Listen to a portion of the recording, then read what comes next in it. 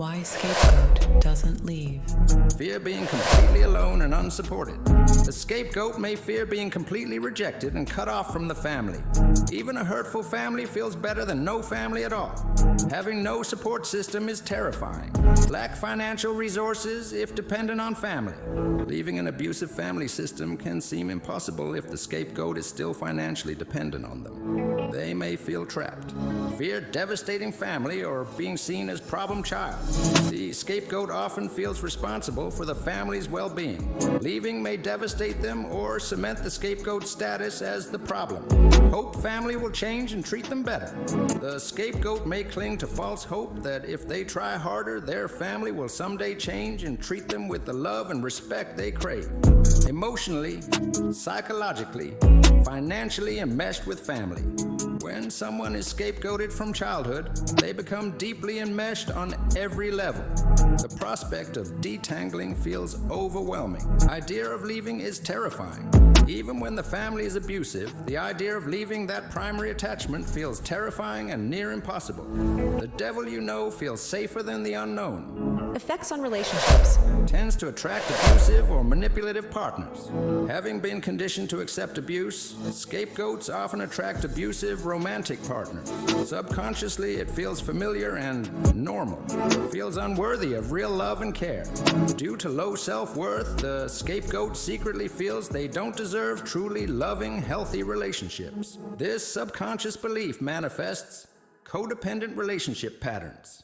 Many scapegoats develop codependent patterns of focusing more on catering to their partners than taking care of themselves or asserting their needs, boundaries. Seeks validation, like from parents. The scapegoat may continually seek their romantic partner's validation and approval in an attempt to get the love acceptance denied from parents. Struggles with vulnerability, intimacy, asserting needs. Having been rejected for vulnerability before, the scapegoat often struggles with emotional intimacy, expressing needs, and showing their authentic selves in romantic relationships. Trust issues. Due to childhood betrayal, scapegoats often struggle with trusting romantic partners fully. They may constantly watch for signs they are being mistreated or devalued again. Salvaging family relationships. Sometimes possible by setting boundaries and limiting contact. If the family has some capacity for change, salvaging relationships may be possible by setting very clear boundaries and limiting contact to be interactions as safe as possible. Speaking up assertively and refusing blame helps. Making it clear through assertive communication that the scapegoating behavior will no longer be tolerated is important in changing family dynamics.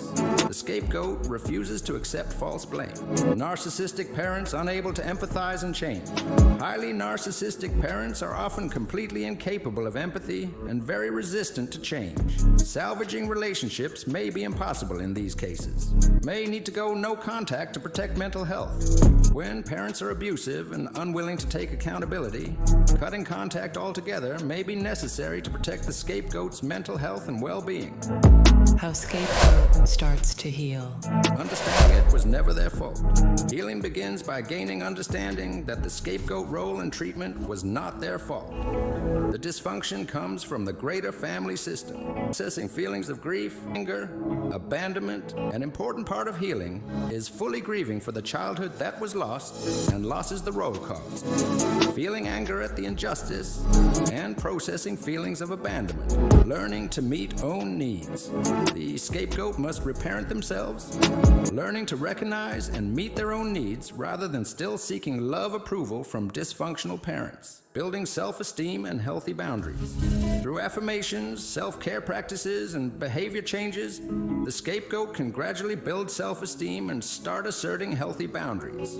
Creating family of choice with supportive friends, partners. Finding a supportive chosen family who loves you helps fill the void left by the biological family's rejection. Accepting reconciliation may not be possible if family unwilling to change. An important part of healing is accepting that true reconciliation may not be possible if the family is still dysfunctional and unwilling to take accountability for scapegoating. Standing up to family. Family often retaliates or escalates abuse initially, when first setting boundaries or going no contact. The family may retaliate against the scapegoat or escalate their abusive behaviors to regain control. Feel threatened by losing control over scapegoat. The family feels threatened by losing their power over the scapegoat. Lashing out is their attempt to reestablish control.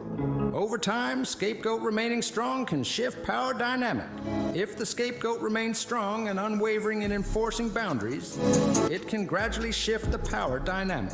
Eventually, family may back down and grant more respect. Once they realize the scapegoat will no longer tolerate poor treatment, the family may eventually back down and begin treating them with more respect. Requires scapegoat to stay resolute despite backlash.